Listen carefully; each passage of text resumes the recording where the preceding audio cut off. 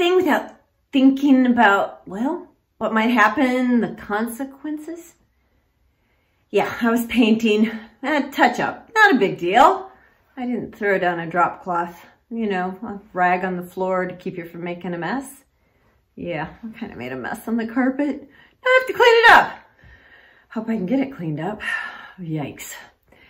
Do you ever do anything without thinking about how it might affect you later?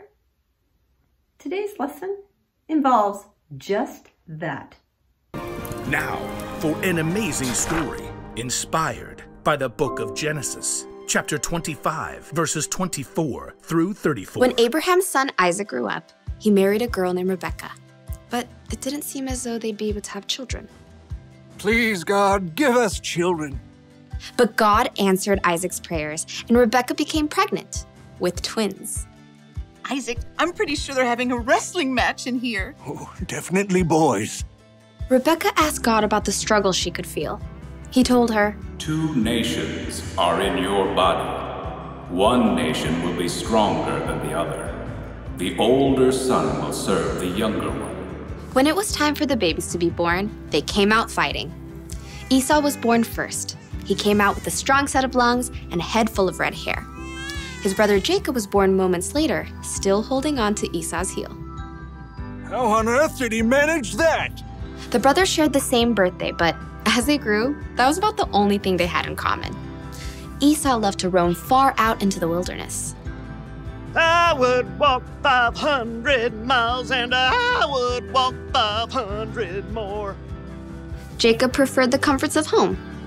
The sun is so hot. I'll just take a little nap in the tent. Esau loved to hunt wild animals. That is one excellent wildebeest. Jacob preferred a different type of hunting. Not you, not you.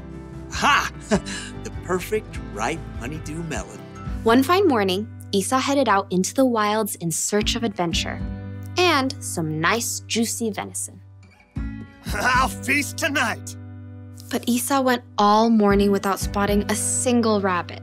Ugh, should have packed a lunch. In the afternoon, he tracked a deer for hours, but he missed his chance as the deer sprang away. Ah! At last, Esau headed for home, defeated. He was tired and irritated and so hungry he could eat an entire woolly mammoth. Must eat food.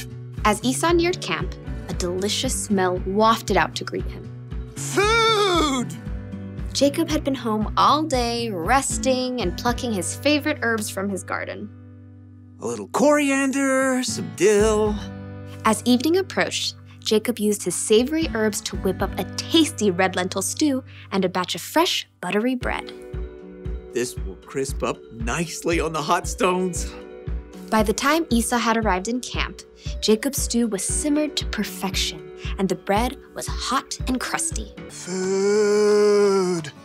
Food! Esau lunged for the stew cauldron, ready to grab a bowl, but Jacob blocked his path. Not so fast. Step aside, I'm hungry. Clearly. Just let me have some of that red stew. Certainly. Esau tried to dive for the stew pot again. Just one itty-bitty thing. What? Well, first, give me the rights that belong to you as the oldest son. Esau spent more time listening to his stomach than his brain. So in that moment, his stomach won out. Look, I'm dying of hunger. If I die, those rights are pointless anyway. Now give me that stew. Esau sprang forward once more. Promise to give me your rights. Fine. Fine what? Fine, I promise. Promise what? I promise to give you my rights as the oldest. Cool. Help yourself. Jacob stepped aside as Esau hurled himself at the stew pot. Stew! Esau happily gorged himself on rich stew and fresh bread. But as his stomach filled up, he had time to stop and think again.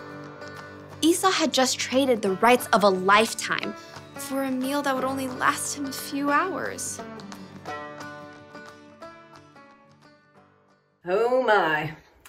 Esau probably should have waited until after he had a couple of bites of something in his belly before he decided to say, hey, you can take my birthright.